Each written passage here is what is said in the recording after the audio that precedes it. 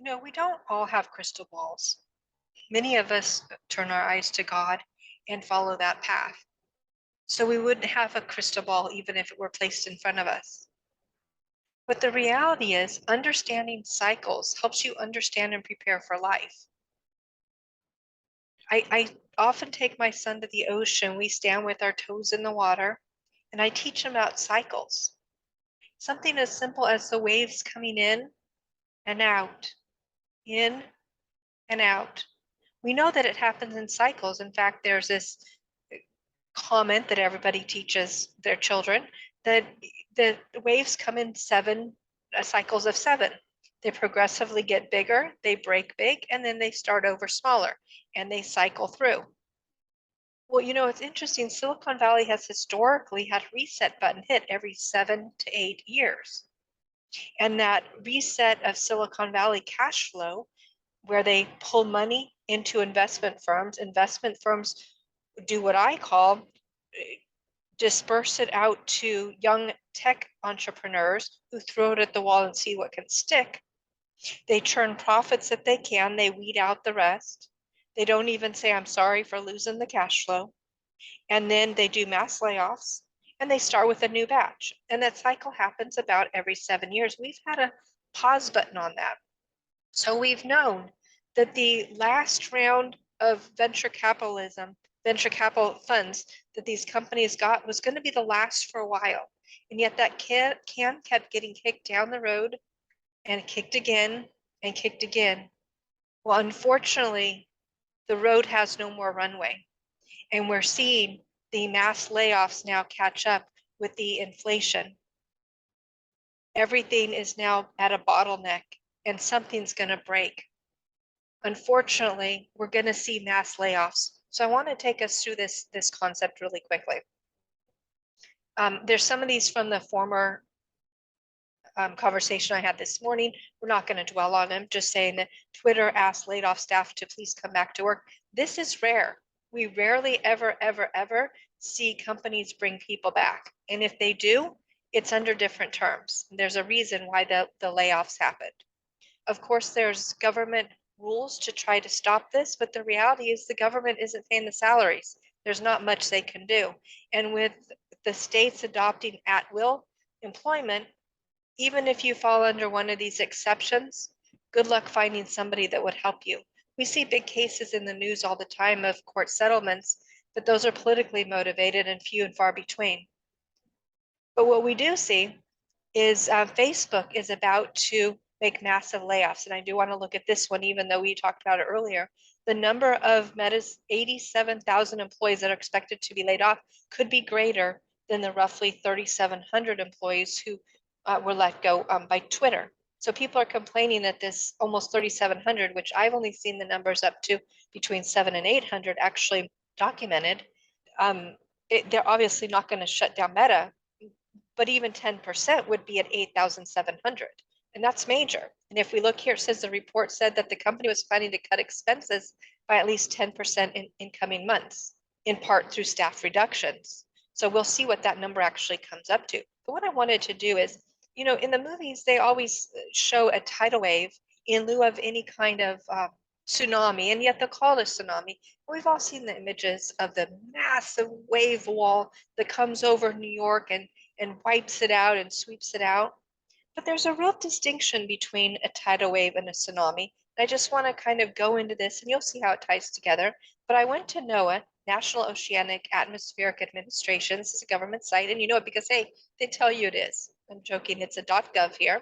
And it says, what is a tidal wave? A tidal wave is a shallow water wave caused by the gravitational interactions between sun, moon, and earth. Right here, gravitational interactions. I'm going to read this paragraph here and then we'll go on to the next one. The rise and fall of tides play an important part in the natural world and can have a marked effect on maritime-related activities. The image above shows NOAA San Francisco's tide station in operation for more than 150,000 years. And of course, that's the Golden Gate Bridge in the background there. A tidal wave is a regularly recurring shallow water wave caused by effects of the gravitational interactions between the sun, moon, and earth on the ocean. The term tidal wave is often used to reference tsunamis. However, this reference is incorrect as tsunamis have nothing to do with the tides. I think it's interesting they put my line in there, even though that was the whole thing I was researching. But they've said now that it's gravitational interactions. Now, I don't see a date on this post. They just kind of post what they call facts. But I wanted to bring you to this next one real fast, gravitational. And then same site, NOAA, government site. Are tides higher when the moon is directly overhead? High tides do not coincide with the location of the moon. What? Tides originate in the ocean and progress towards the coastlines, where they appear as the regular rise and fall of the sea surface. They just rise and fall. Thanks to Sir Isaac Newton's 1687 discovery, so this is a couple years ago, we know that the tides are very long period waves that move through the ocean in response to forces exerted by the moon and the sun. Okay, so there's some interaction there. However, these gravitational forces do not control when high or low tide even occur. But other forces, more regional than the moon or sun, control the tides. Many of them have to do with the geography and the shape of the earth. Can they make that more complicated? It either is or it isn't. So let's continue here. But what we do know is there's a difference between the tidal waves and a tsunami. A tsunami is a series of waves in the water body caused by displacement of a large volume of water, generally in an ocean or a large lake. Earthquakes, volcanic eruptions, and other underwater explosions, including detonations, landslides, glacier cavings, meteorite impacts, and other disturbances above or below water all have the potential to generate a tsunami.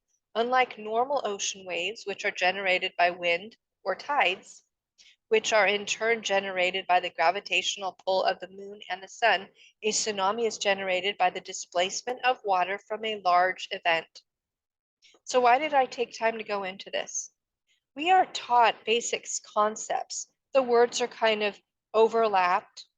They're confused a little bit on what they are. And then you're meant to run with it, often via misinformation or disinformation or outright wrong information.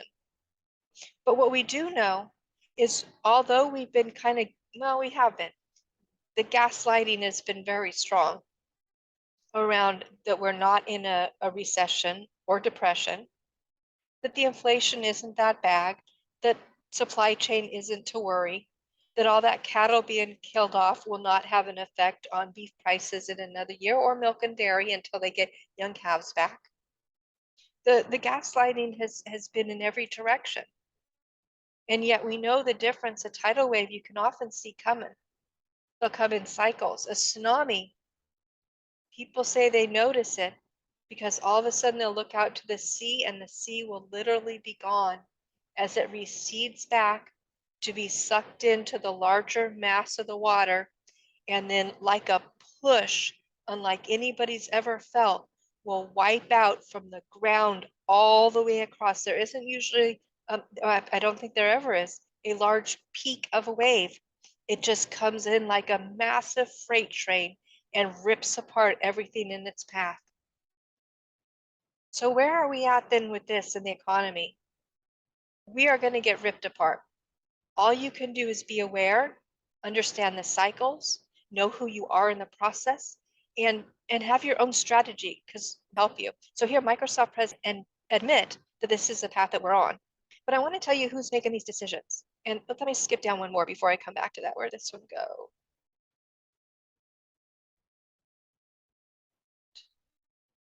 Looks like I don't see it right here. So let me just pull this up real fast and we'll come back to this. Tyson.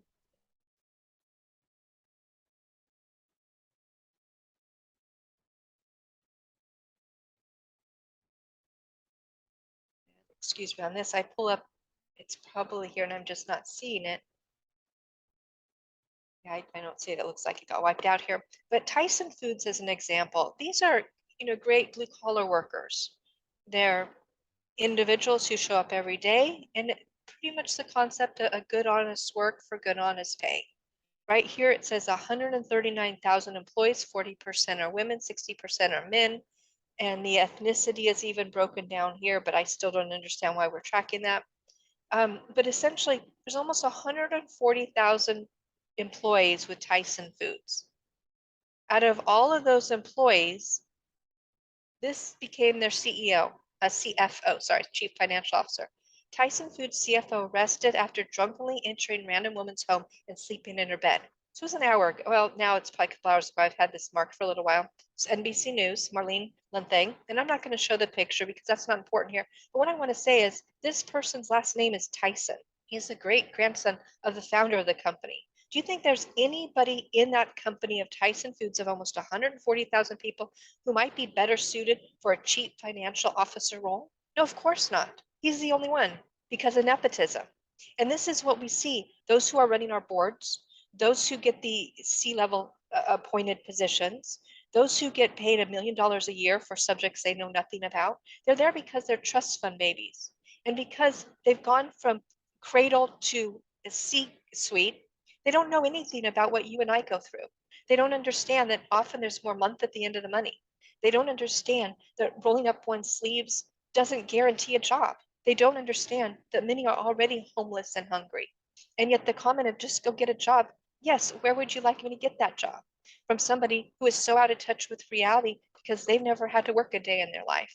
These are the people that are making the decisions on the stock market, on the investing, on the finances, and who's going to be laid off. Now, here, this is another interesting one.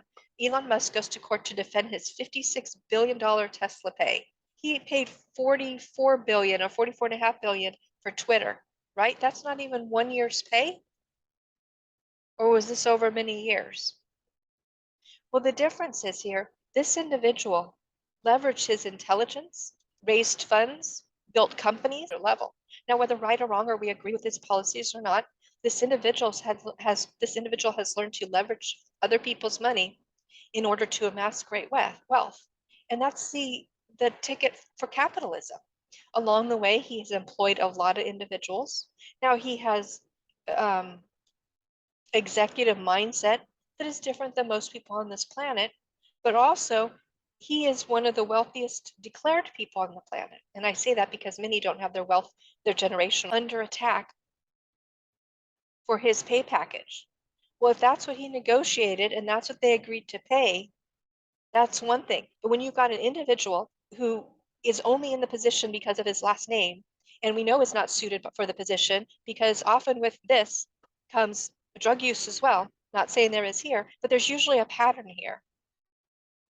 Somebody has been raised with a mindset that is not normally what we see in alignment with companies that hire from within rather based on nepotism.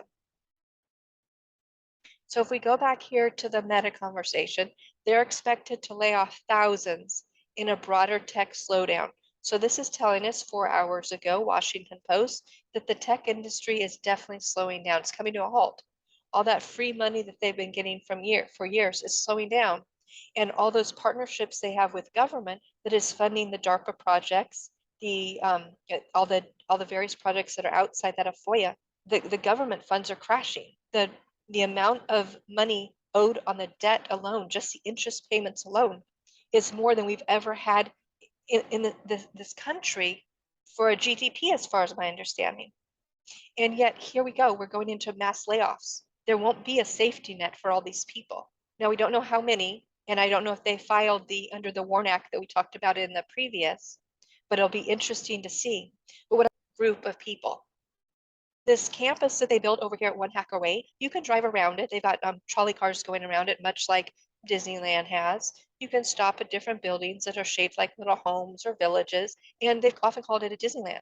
Yet even today, when I ask people about Building 8, B8, they'll act surprised. They said they heard rumors, but I've done entire conversations about the individual from DARPA who worked in that building who happened to also be dating the CEO of Google, Eric Schmidt, at the time. And right there in Building 8 is where they put a DARPA headquarters on the West Coast to quickly monitor and set up dashboards within Facebook. This isn't conspiracy theory. This is actually happened, and been reported. So where are we today? all these individuals who I've always said, if you're in the tech industry and you're making big bucks, it's like hitting the lotto. Some people hit the lotto more than once, but many don't. This is their one ride. And some people came into a cush job without work ethics and just rode it out. And some individuals really continue to study and grow and earn that spot. But many slid under the radar. And for those on either side of that track, the layoffs are going to be very hard hit because layoffs are coming in as such a tsunami, such a mass amount of people having the rug ripped out from under them at the same time. It's not a matter of hopping across the freeway to Google or YouTube or zip up to San Francisco to Twitter. All of them are suffering. They're all going to go do peel backs. And we're seeing this on a global basis.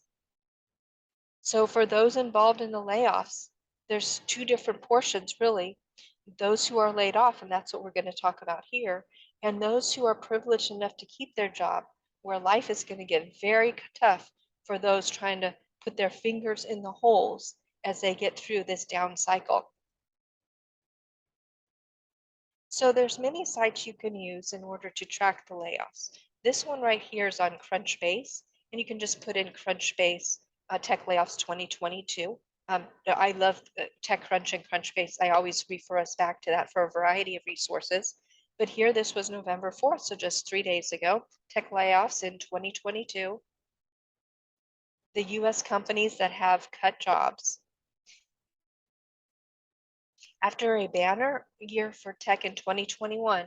Now remember, 2021, was that really a banner year? How about 2020?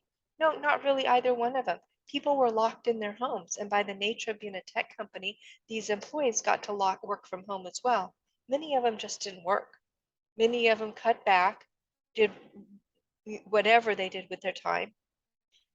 But when the call came to come back to the office, they weren't as eager to return for a number of reasons, I understand. But the reality is work ethic slid quite a bit.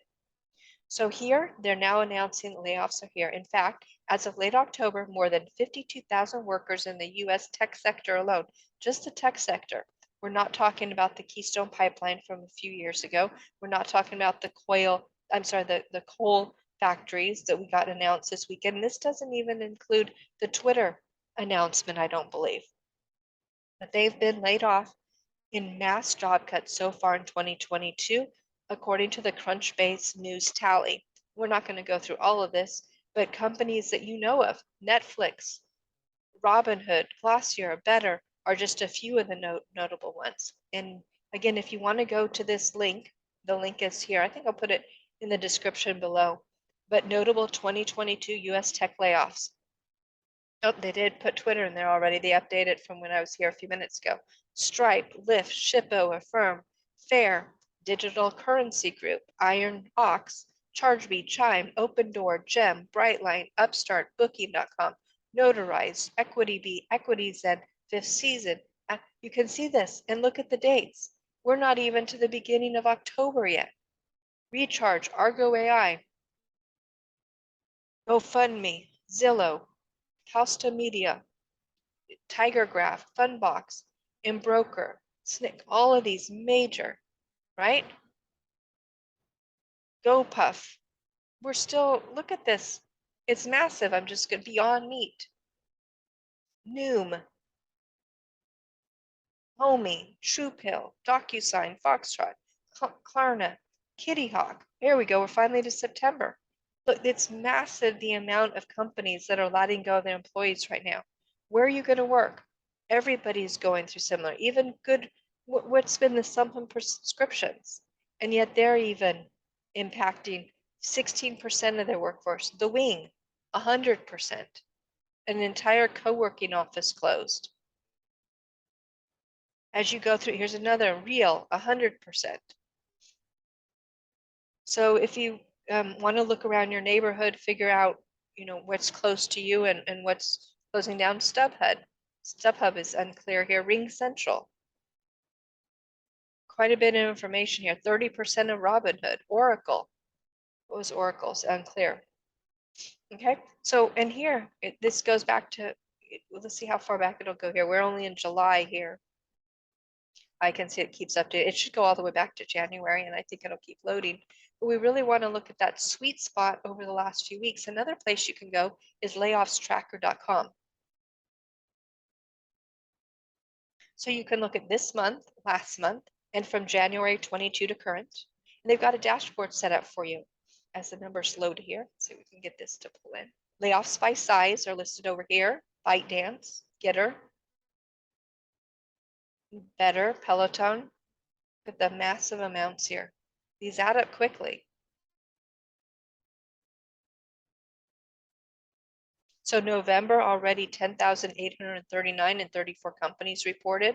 Last month, 29,000 with 152 companies. And year to date, 165,000 at over 1,000 companies laying off people. And again, here's a spreadsheet. I think it's downloadable if you want to grab it, sort it, but it's an Airtable, so you can sort it here as well. But the location, the industry, number laid off, percentage, even lists the company. And you're going to see, as I go through these numbers, there's two main that are being hit. One is the United States and the other is actually India. We saw Twitter layoffs removed everybody in India except for I think 12 people, an entire office building they cleaned out. It's massive, the hits that India are getting right now. So why did I go through this path and even talk with the water and the cycles and the layoffs? Because the reality is we're here. People know about layoffs. In 2001, we had a bad cycle. 2008 to 10, we had another bad cycle. We've had problems with the government challenging individuals where mass layoffs even happened within the government from 2008 to 2012 under an idea of a $25,000 buyout if you left your position. But the reality, if you worked 2 or 3 more months, you would have made up that money anyways without having the one big tax hike, tax clump. But what do you do if you're caught up with this? This is really bold. And if anybody is caught up in a layoff, I really suggest you go through this with them. When we're hit with a layoff, we're still riding it high. They always tell us that it's best to find another job while you still have a job. Well, when the tsunami comes in, almost like a surprise, when you think that you're not going to be tapped on the shoulder, it'll wipe out everything at the same time. And it's just not you, it's your entire network and your peer group, and anyone that you would normally go to for another job may not have theirs. So what I've done is I put together, in the case of mass layoffs, 8 survival steps. No job, then optimize your time. And I'm very serious with this. I've gone through series of layoffs from both coaching side and also the side of being the individual laid off. Those on the management side, like myself, also have to go through another set of emotions, which we're not going to go through at this point. But I really want to hone in on what if you are the person that is being laid off, or maybe your spouse or your partner that it's your turn to support. The first thing, and there's 8 different steps we're going to go through here, and they're each equally as important. One is know your place. Unless you're a trust fund baby, you don't have a right to work. You don't have a right to that job. You don't have a right to income. The fact that you had a phenomenal job that you love, that you could travel, that you could actually have work-life balance was a huge blessing, as I have stated, on par with winning the lotto. You got to understand your place. Somebody's not going to come knock on your door after a mass layoff and pull you in. And if they do, actually question it. So clearly sit down and understand your net worth as a person, your values, so that you can understand what road you're facing out of a reality point. And if in fact you do get pulled back into another job or role or career or business startup in a short term, then run with it. But the reality is this is not going to be the space that most of us find ourselves in over the next couple years. They say that this turnaround could take 2 to 3 years. Are you ready to hold out? So really know your place in this world. Secure your finances. Immediately cut off anything you don't need. If you don't have to go to Starbucks and buy Starbucks for your entire family every day, You need to stop that spend. It might not seem like that much, but did you know that in the United States, most families that file bankruptcy are only about $400 to $600 away from paying their bills each month? And this stat has gone up a little bit, but it's been about the same since the 80s. People are so close. And by cutting a little bit here and a little bit there, you're going to be able to stretch the dollars that you do have and be mindful in your decisions. So that cell phone, do you have to have a $90 plan? There's great $30 a month plans. The car, do you need to switch a gas electric car? I don't know which way we're going in California right now, but be mindful of the fuel that you are using. Do you need air conditioning in your house every day? Do you need heating in your house every day? Can you grab a jacket or a small fan? Just be very, very wise with the resources that you have. Take note of what you have, cut back where you can, and then be grateful for what you do have. This is one that I keep hounding on. Time and time again, there's only been one place that I've been able to turn, and that's to God. And I have said that we have been very, very blessed. Yet mathematically, it doesn't make sense. As I'm an MBA, I have an MBA in finance, and I worked alongside CPAs for many, many years. I understand you've got in and you've got out. Mathematically, in times of great need, where it comes from and how it flows just doesn't seem to make as much sense financially because there's some part of energy that's tied to the money.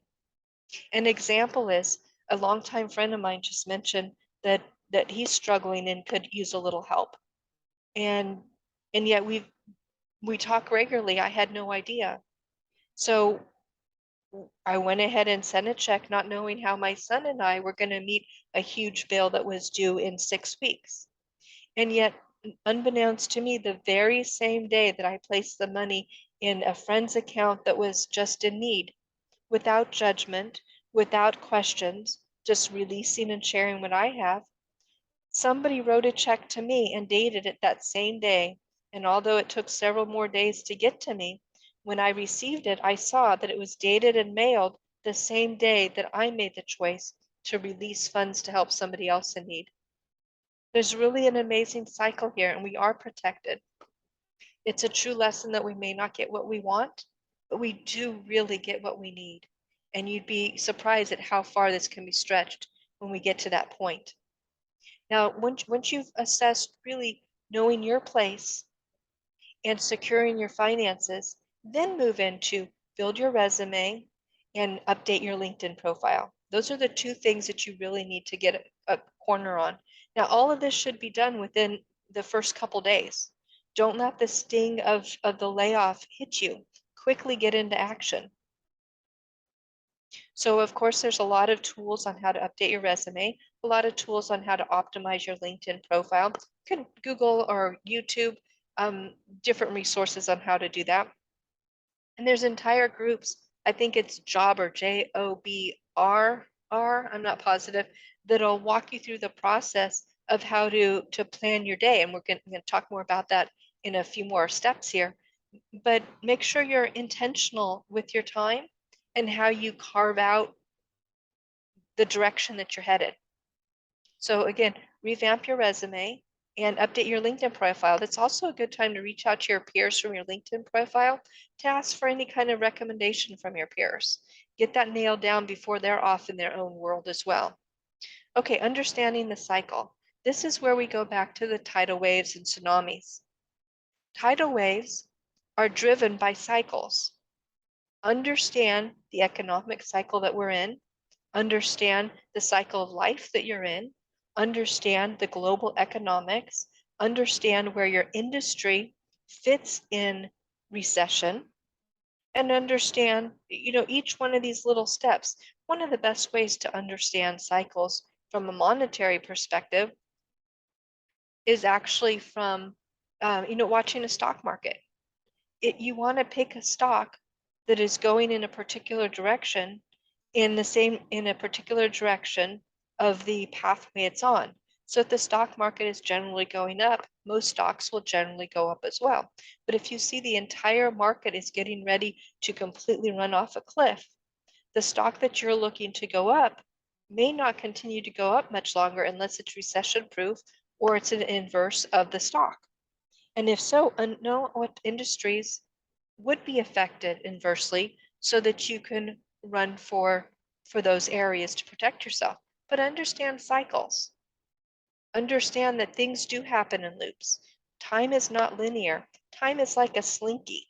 Time will spiral and spiral and spiral, but part of that spiral is keep looping back and gives you a chance to try the similar opportunity or event over and over again so you can master it from different perspectives.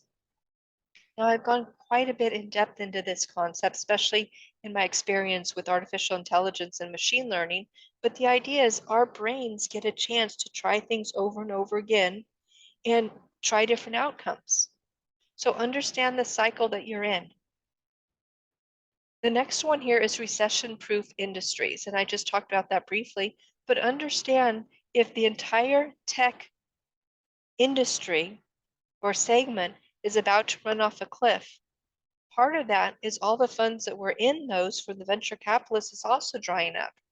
Last rounds have gone out. They're not getting more money. A lot of these individuals had built based on user eyeballs, not on monetary growth. The ROI didn't mean as much financially as it did on how long somebody would have eyes on the page.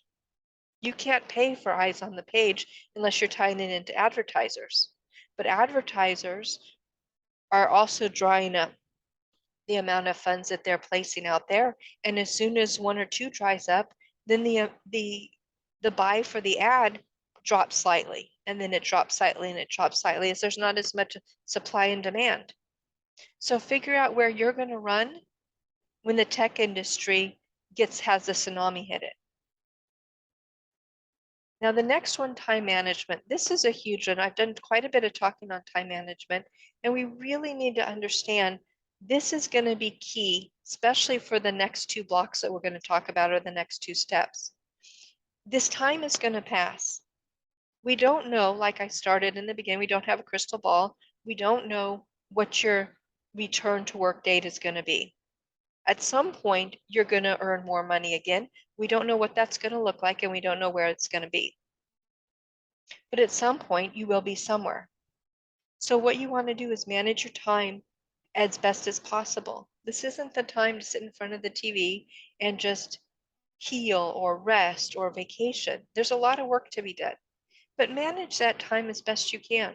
So I like the Google Calendar because of the freedom around it, and it's just an easy tool to use where you can use colors to block out times and block out, just like a job, a certain number of hours per week that you're going to work, like maybe Monday, Tuesday, Wednesday, and Thursday from 8 a.m. to 10 p.m., reaching out to seeing who still has a job, networking, preparing your resume, and then committing to yourself that every day you will send out X number of resumes to match job opportunities.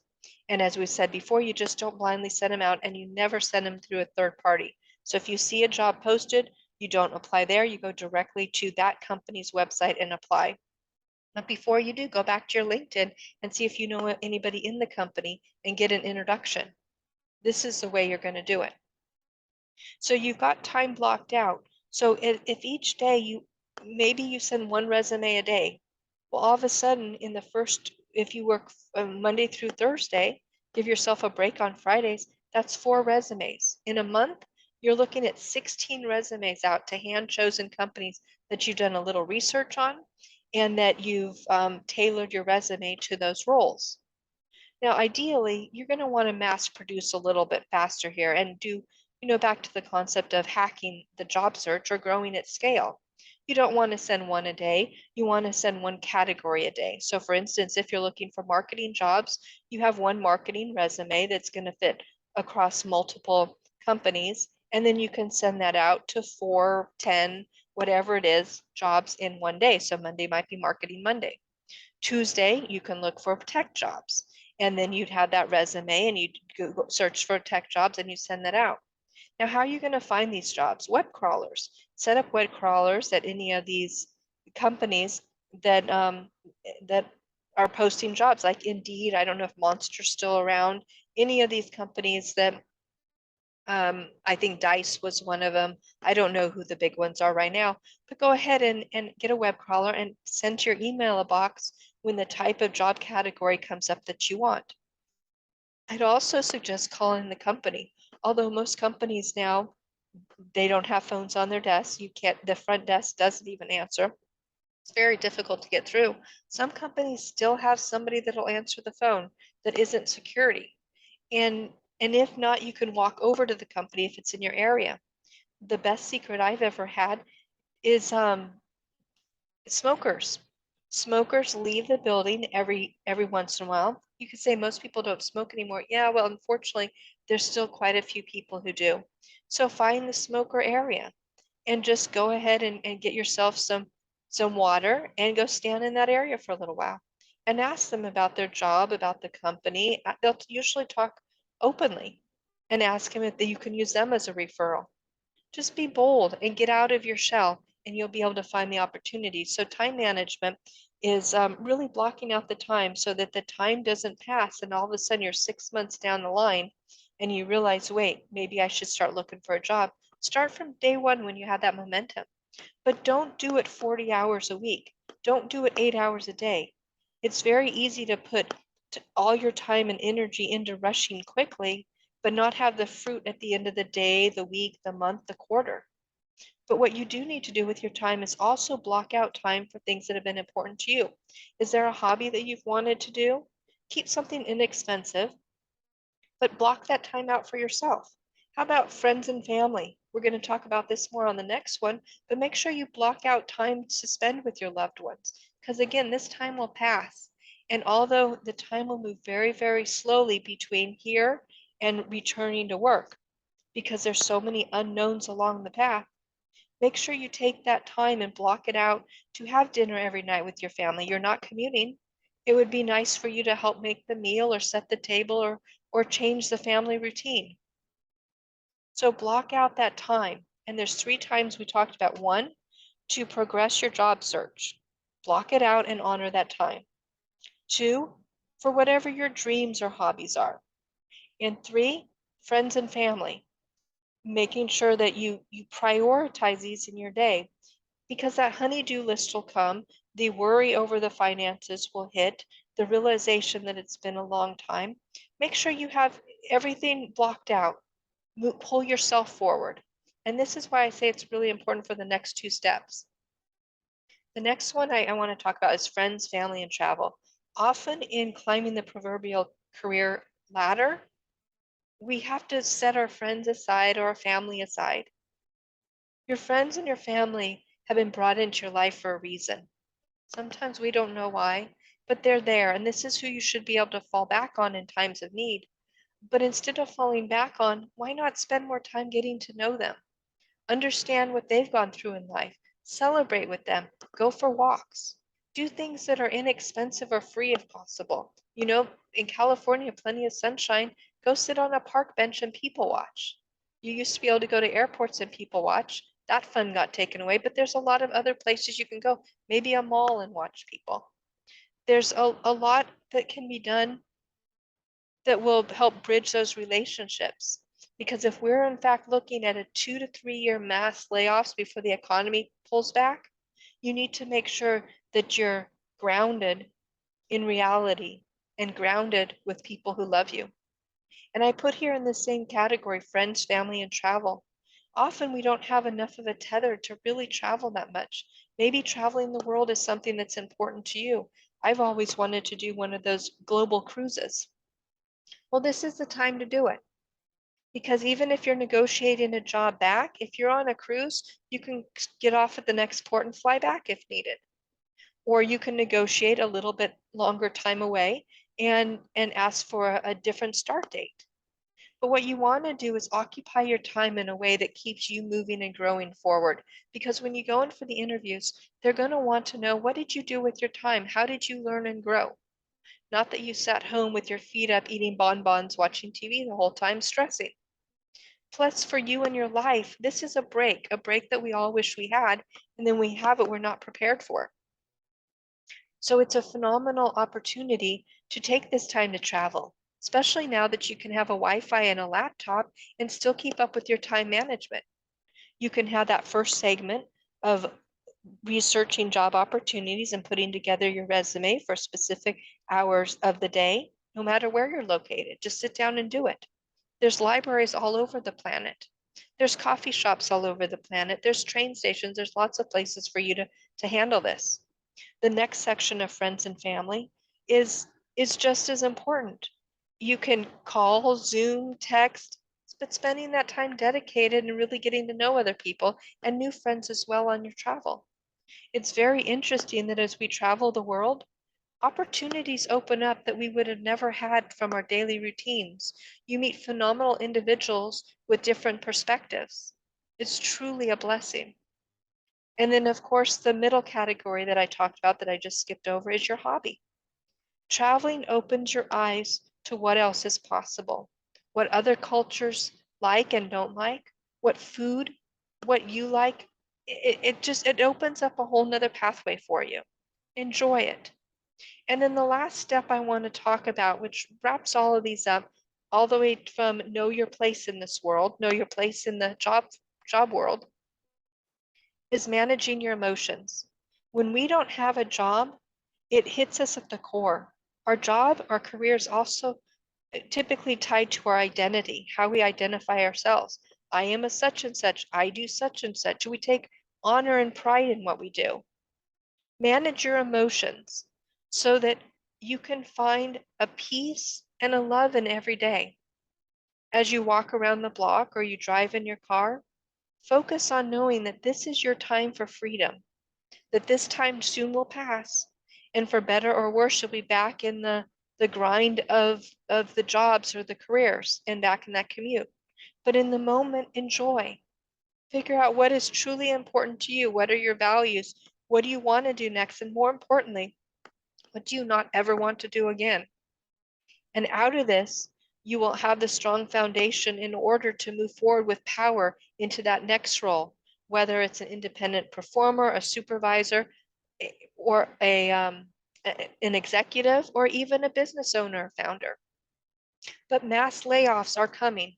They hit us hard. Follow the 8 survival steps and build yourself a strong foundation to optimize your time so that when you're running out the other side, you've had the time of your life. So in summary, know your place. Know that unless there's nepotism, another job is not guaranteed for you immediately. Secure your finances so you can stretch your dollar. Update your resume and LinkedIn profiles.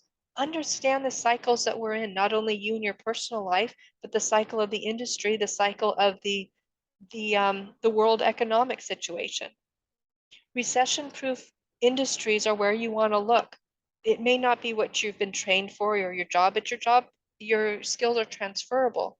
Identify where you can go to get the funds you need to get through this period of time. Time management, block out 3 periods of time on a calendar and honor that. Your word is important to you, not just to other people, but to you. 1, manage every day how you're going to spend your time looking for a new role. 2, blend in your hobbies so you have joy and enjoyment. And 3, balance family and friends. And as we move on to the next block here is how are you spending that time with family and friends and travel, making sure you make that a priority. Because we are people of relationships. It is very important to have that foundation. And then, of course, manage your emotions. We cannot control the events that are occurring to us. I know there's a lot of metaphysical conversation around this, but the reality is things happen. When the tsunami hit, you may or may not have been in that spot, but in some way you may have been affected. And in this case, with mass layoffs, especially if you're in the tech industry, somehow you're going to be affected if you're not, in fact, the one laid off yourself. So if we can't control the event, we can control our emotions. Learn ways to strengthen who you are, strengthen your values, and strengthen your outlook on life. So these are 8 simple survival steps to managing mass layoffs. Again, it can be 2 to 3 years before recovery, and that's a long time. So figure out how you're going to move forward in this process. Now, one last bonus tip I'd like to suggest, and I've suggested this many times in other conversations, is that of education. Many people during recessions go back to school and incur huge debt. I think education is paramount to moving forward because it gives you fresh skills that as you're applying for jobs, you can say, I'm in an MBA program, I'm in a JD program, I'm in a master's program, I'm in a, whatever that skill is to pique their interest that you are getting the most updated skill set right now is how you're spending your time. But we don't necessarily need that next degree in order to grab the next ring. As long as you have a baseline degree, then go after those certificates. Again, with a library card, you could go to most libraries in the United States, get on lynda.com that is owned by Facebook, and there's a whole variety of phenomenal courses that are free to you with certifications that blend right back into your LinkedIn profile. So as you're applying for jobs, hiring managers can see the skill set that you have and what you're refreshing and focusing on. So as a bonus, around these other 8 steps of survival, forward focus a little bit, identify what's important to you, learn a new skill, master it, and take that new path as you carve the direction that you want to go, rising out the other side of the tsunami that is about to hit the United States. Once again, I wish you all blessings. This is going to be an extremely rough road for so many. Have a wonderful day.